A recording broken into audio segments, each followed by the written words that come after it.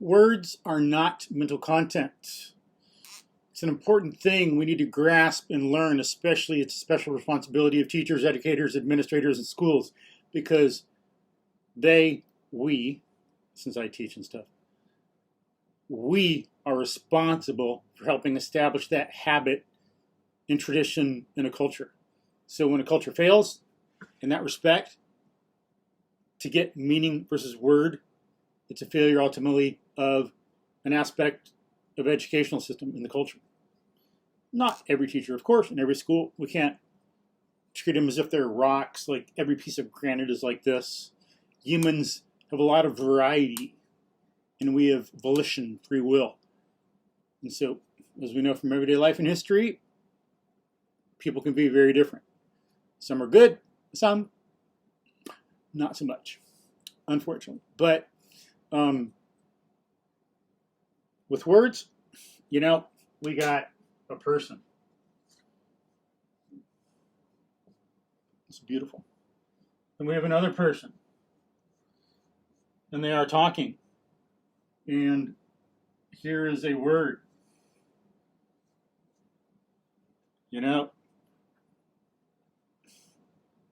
This is not meaning. Meaning is in here and in here. This is a vehicle to convey meaning, to communicate. Words are only tools of thought, tools of communication. And we know that from everyday experience from growing up. We learn that inductively as we're growing up as a child.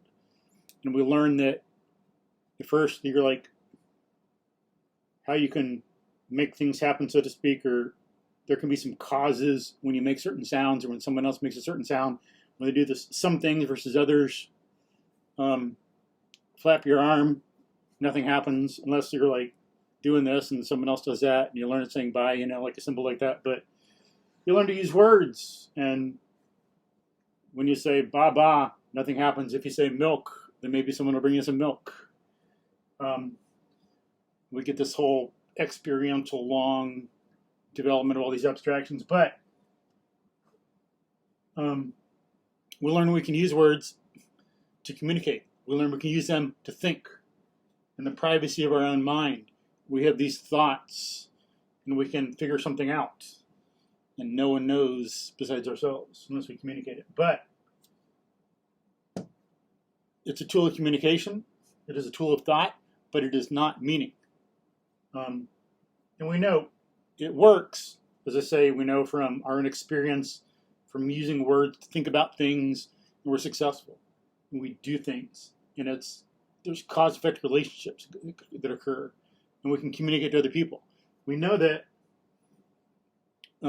other people can know what we're talking about with words on some basic kind of abstract way.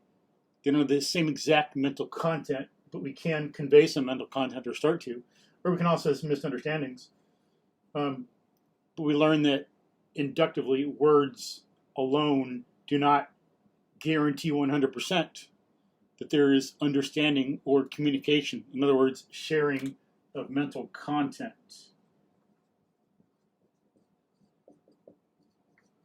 If I remember right, I'll have to look it up to be sure, but I think that comes from the word mind.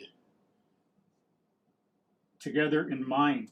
Sharing the same content, so to speak. Not sharing like we might have something identical, but having the same kind of basic abstract idea. We can both look at a tree or something, a flower, and think that it's beautiful. We know what we're talking about. But we got to consider the meaning and the mental content. You'll see.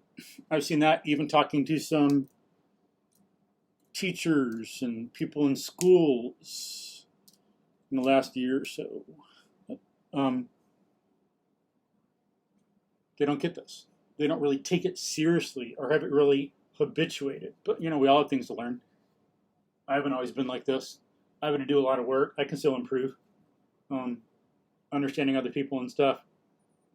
But, I know only in the past more like 10 years, and especially last few, I think, really gotten better at this. More to learn, of course.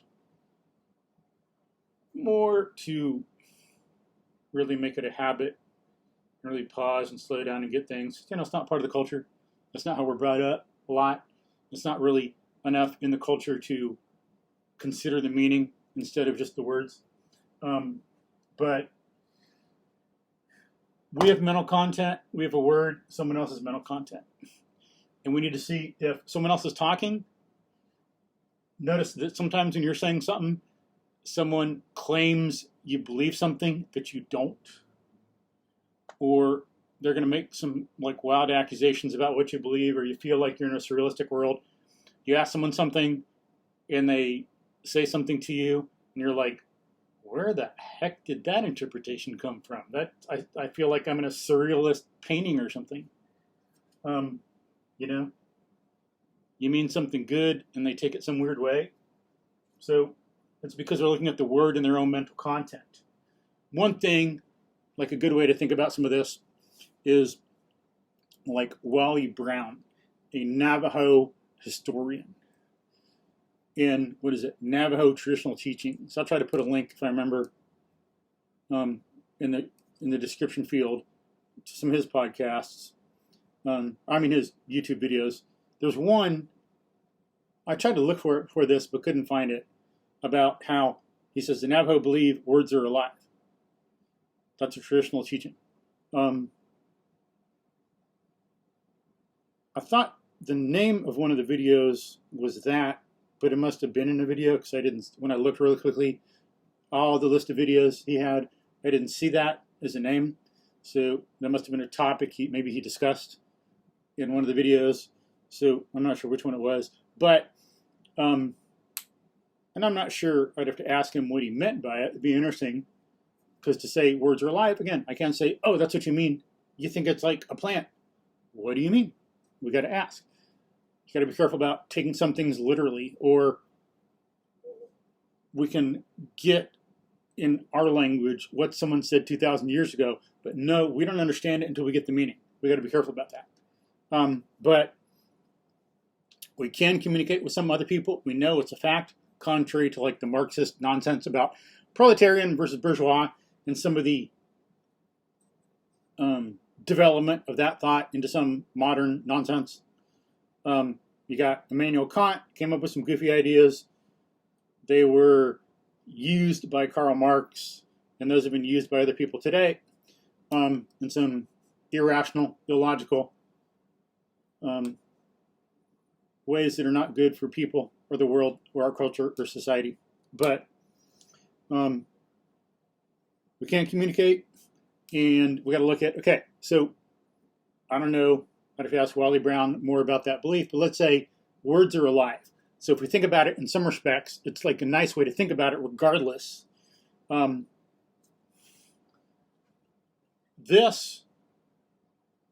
we think about it like this person gave it life.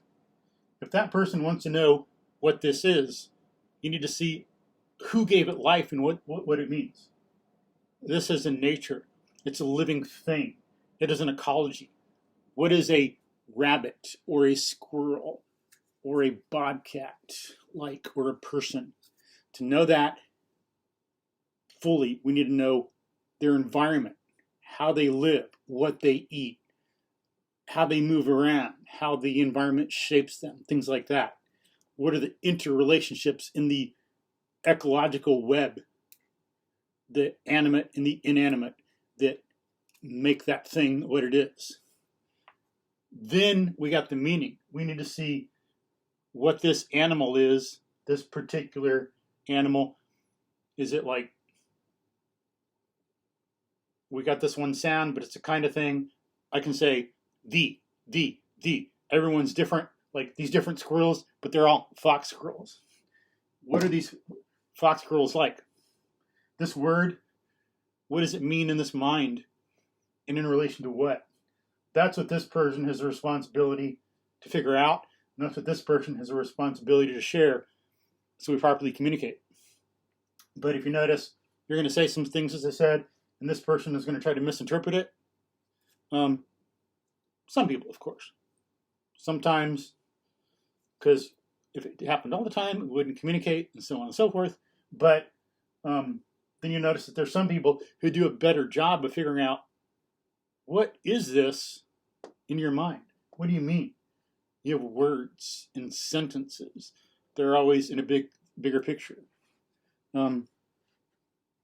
Words in sentences, which words identify concepts.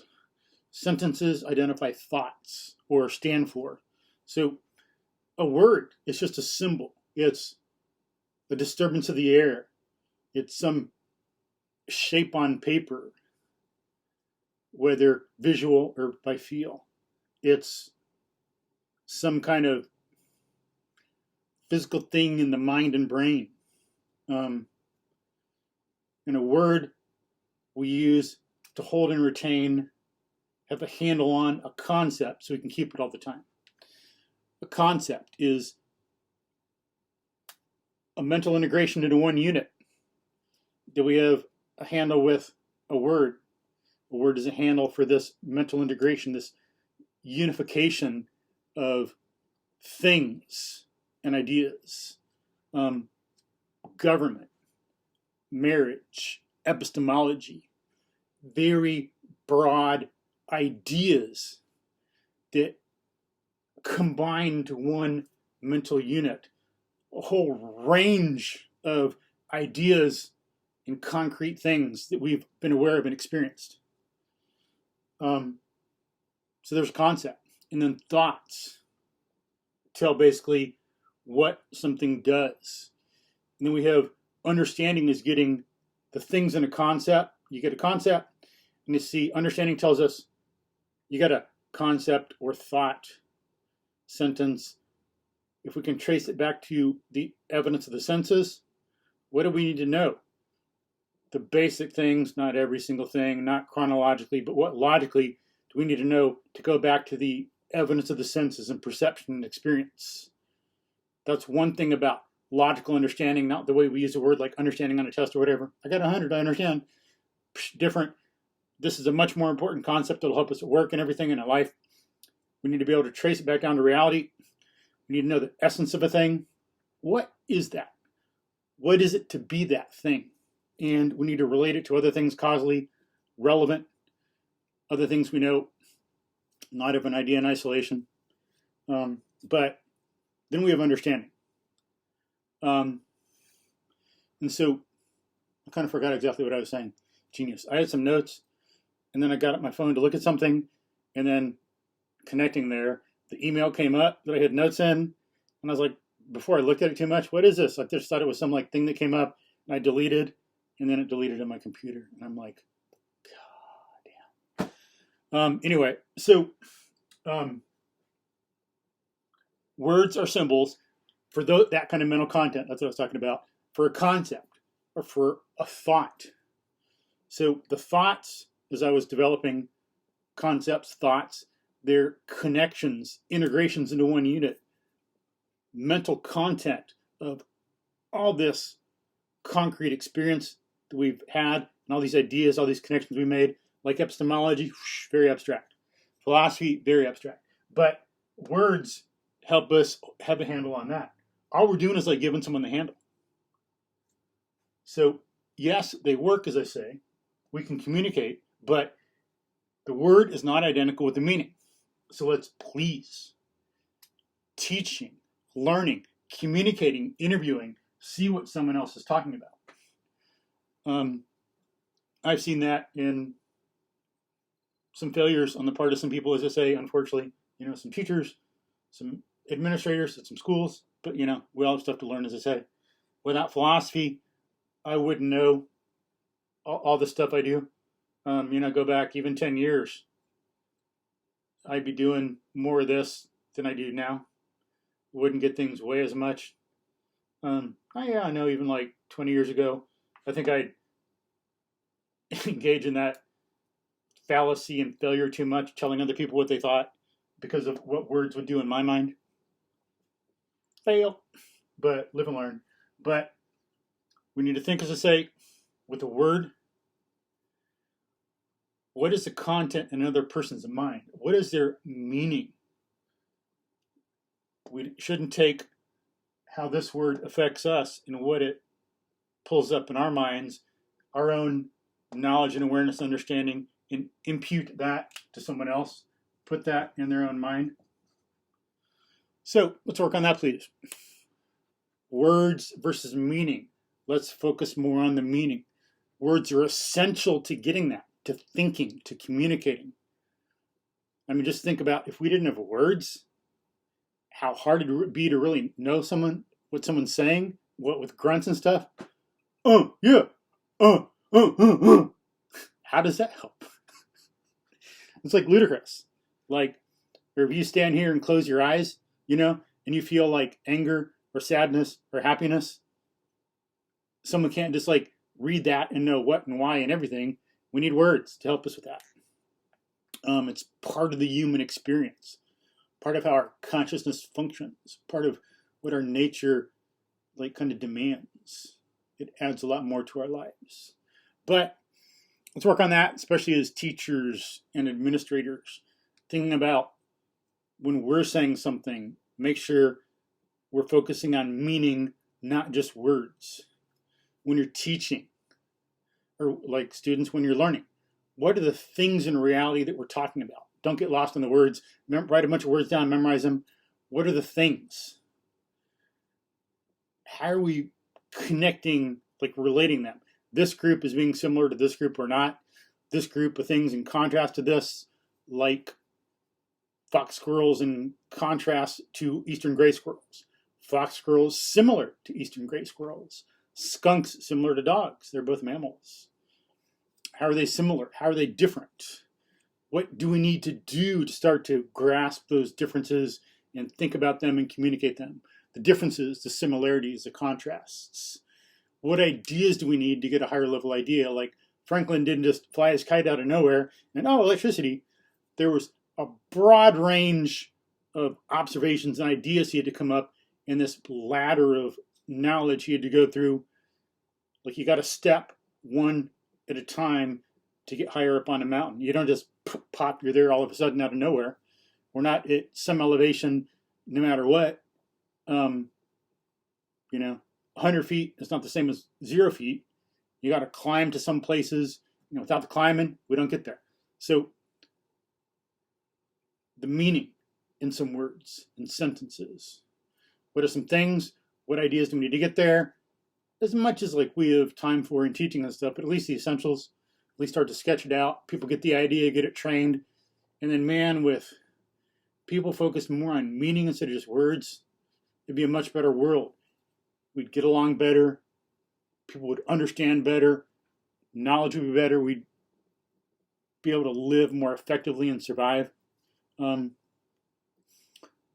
it starts with, I think, teachers and schools really getting that, habituating it, taking seriously. Then people in general starting to quietly, just instill it, make it a habit in yourself, kind of let it spread that way. Think about what someone means instead of just what the words are. People like to talk about what they're thinking sensibly enough, because we're social animals. You want to be understood, be part of the group. So see what people mean. What do you mean by something? Do you mean the same thing as I do? Give me some examples and all that. That'll help us think better too, as well as understand them. So let's think about words in their life, the life given to them in some ecology, and seeing what that life is. Peace.